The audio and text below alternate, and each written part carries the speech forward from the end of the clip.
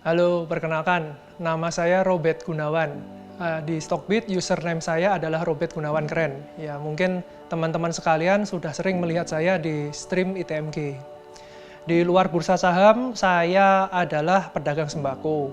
Saya dan keluarga saya memiliki beberapa toko dan beberapa gudang, dan juga kami memiliki mobil pick-up dan mobil-mobil truk yang kami pergunakan untuk mendistribusikan sembako kepada masyarakat. Area distribusi saya meliputi Jogja, Solo, Klaten, Boyolali, Wonosari, Wonogiri, bahkan hingga Salatiga. Kesibukan saya sehari-hari, saya paling sering melihat-lihat karyawan saya dan pekerja-pekerja lainnya mendistribusikan barang-barang saya. Di samping juga saya sering melihat harga komoditas yang terutama berkaitan dengan barang-barang sembako saya. Sejak 2009, saya sudah aktif melihat harga-harga komoditas seperti WTI crude oil, Brent crude oil, US soybean oil, US sugar nomor 11, CBOT corn, bahkan hingga bursa Malaysia palm oil price. Di sini saya belajar ilmu prediksi harga secara otodidak. Saya sangat menyukai hal baru, yaitu belajar prediksi harga komoditas. Saking semangatnya saya belajar hingga saya mendapatkan gelar master dengan tesis prediksi harga komoditas di salah satu universitas di Kota Bandung. Bagaimana awal Bapak memutuskan buat berinvestasi? Ya, sebelum saya menceritakan awal mulanya, patut diketahui dulu karakter bisnis saya. Saya sangat menyukai barang-barang bagus di harga murah. Jadi rumah atau gudang yang masih bagus tapi dijual orang dengan harga murah. Mobil atau truk atau mobil pickup apapun yang kondisinya bagus dijual dengan harga murah, saya sangat menyukainya. Yang penting surat-suratnya komplit. Nah, di sini di tahun 2020 ini saya melihat adanya berita-berita tuh, bursa saham rontok, bursa saham harganya murah. Nah, di sini saya melihat adanya peluang. Ada barang bagus atau saham bagus tetapi dijual murah. Bulan November tahun 2020, setelah saya belajar secara otodidak, saya memutuskan untuk membeli saham pertama saya. Saya membeli saham Auto, Astra Auto Parts. Saya memasukkan uang 5 juta rupiah ke saham Auto itu. Saya membeli saham Auto di harga 880 dan saya menjualnya di harga 895. Nah, ini karena saya kena mental tuh. Jadi, saya membaca di stream Stockbit, ada yang berkata, wah, Auto ini produknya kurang disukai sama masyarakat. Saya kena mental, saya jual tuh di harga 895 beberapa hari setelah saya beri. Dan itu jujur aja merupakan penyesalan terbesar saya. Karena beberapa saat kemudian Auto sampai 1.200 per lembarnya. Seperti apa sih Pak proses belajar investasi ala Robert Gunawan? Berangkat dari kesukaan saya untuk belajar hal baru, saya memutuskan untuk belajar saham. Saya tidak mengetahui apapun, jadi saya memasukkan di Google forum saham di Indonesia. Dan Stockbit muncullah sebagai pilihan pertama dari apa yang saya temukan itu. Saya bukan orang yang suka dan mudah percaya dengan orang. Jadi saya meragukan nih, wah bener nggak nih Stockbit itu apaan, aplikasi apaan, apa jangan-jangan cuma kayak aplikasi seperti Binomo dan kawan-kawan itu. Saya mencari tuh di Google pakai keyword Stockbit penipuan, Stockbit fraud, dan kawan-kawannya. Tapi puji Tuhan, saya tidak menemukan apapun di situ. Makanya saya berani dan percaya untuk membuat akun pertama saya di bulan Maret 2020 di Stockbit. Langkah konkret saya di Stockbit, saya melakukan pembelajaran di dua macam cara. Yang pertama, saya menggunakan YouTube. Dan yang kedua, saya menggunakan fitur case stat di Stockbit. Kan di semua emiten ada case statnya, dan di case stat itu ada nih berapa puluh atau berapa ratus istilah bahasa Inggris itu. Nah, saya nggak ngerti satu pun itu istilah-istilah itu. Mungkin kalau yang seperti return of asset, return of investment, macam-macam itu mungkin masih bisa saya mengerti, tapi sebagian besar nggak saya mengerti. Langkah saya masukkan itu satu-satu istilah itu ke Google, dan saya cari tahu rumus perhitungannya, saya mencari tahu artinya, sehingga saya mendapatkan banyak sekali pengetahuan di situ. Untuk menjadi seorang pakar itu harus mengetahui senjata apa yang dia punya. Demikian pula dengan case stat. Saya harus mengetahui nih indikator-indikator apa yang bisa saya pergunakan dan sesuai dengan karakter bisnis saya.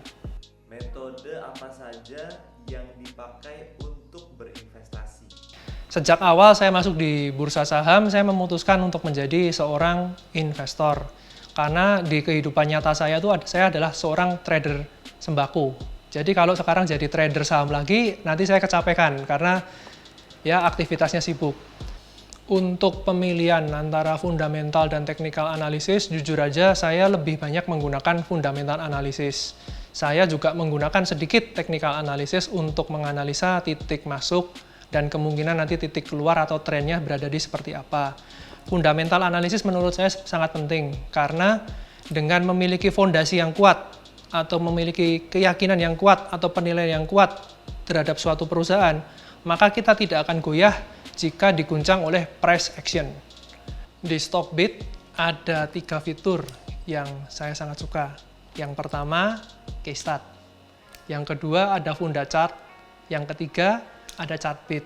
Case start itu saya melihat beberapa indikator ya, seperti PER, dari PBV, dari price to cash flow ratio, price to free cash flow ratio-nya, cash per share-nya, saya melihat dividennya, dividen ratio-nya berapa. Fokus saya adalah keamanan. Selalu keamanan investasi adalah yang utama. Dan yang kedua adalah seberapa handal ini manajemen menghasilkan uang dari aset ataupun dari equity yang dimiliki perusahaan itu sehingga dapat digunakan untuk membagikan dividen kepada pemegang sahamnya. Kalau di funda chart ya, kita kembali ke yang kedua. Jadi saya di funda chart itu saya bisa membandingkan masing-masing indikator. Saya mengambil rentang waktu tertentu. Kan indikator itu kan bisa berubah ya, dari kuartal ke kuartal, tahun ke tahun itu kan bisa berubah. Jadi saya bisa bandingin tuh antara kuartal 1, kuartal 2 itu apakah grafiknya naik, apakah turun. Masing-masing indikator antara PER dan PBV-nya dan DER-nya apakah naiknya selaras apa turunnya selaras atau gimana. Saya lihat juga perbandingan antar indikator dengan price, dengan harga sahamnya. Apakah selaras dengan pergerakan harga saham atau kan berbalik. Kan asik tuh kalau misalnya ada yang net income-nya naik, PBV-nya naik, tapi harganya cenderung stagnan tuh. Kan berarti itu merupakan salah satu ciri perusahaan yang baik, tapi dijual murah. Nah, kalau yang terakhir nih, yang di Chartbit ya, fitur ketiga yang saya suka di Stockbit ini berguna sekali untuk menentukan apakah saham saya ini sedang berada di tren naik, ataupun titik-titik di mana saya nanti harus memutuskan untuk beli ataukah jual. Kalau dilihat dari Stockbit Stream, energi dan batu bara menjadi favorit Pak Robert dalam berinvestasi. Boleh diceritain Pak alasannya? Di sini tuh saya membaca-baca stream dan saya ada satu kalimat. Perusahaan batu bara tuh enak tuh selalu bagi dividen karena perusahaan batu bara hanya modal cangkul. Menarik ini. Apakah saya pilih ITMG langsung? Tidak. Cinta kedua saya ini malah di PTBA, PT Bukit Asam. Wah, karena saya lihat nih dari case start-nya tuh bagus, dari laporan keuangannya juga bagus, dan pada saat itu grafik harganya pun juga masih laggard. Selang beberapa lama, di bulan Januari 2021, ada badai yang melanda IHSG. Pas sambil badai ini kan, ya namanya ada badai kan pasti akan ada perusahaan lagi yang baik atau dijual murah nih. Nah, di situ akhirnya saya menemukan nih cinta yang sampai saat ini masih saya pegang. Saya menemukan ITMG, Indo Tambang Raya Megah. Dari case start-nya bagus, dari grafiknya juga bagus, dan saya mengetahui bahwa ITMG itu merupakan suatu saham yang price sensitif ya terhadap pergerakan harga batu bara.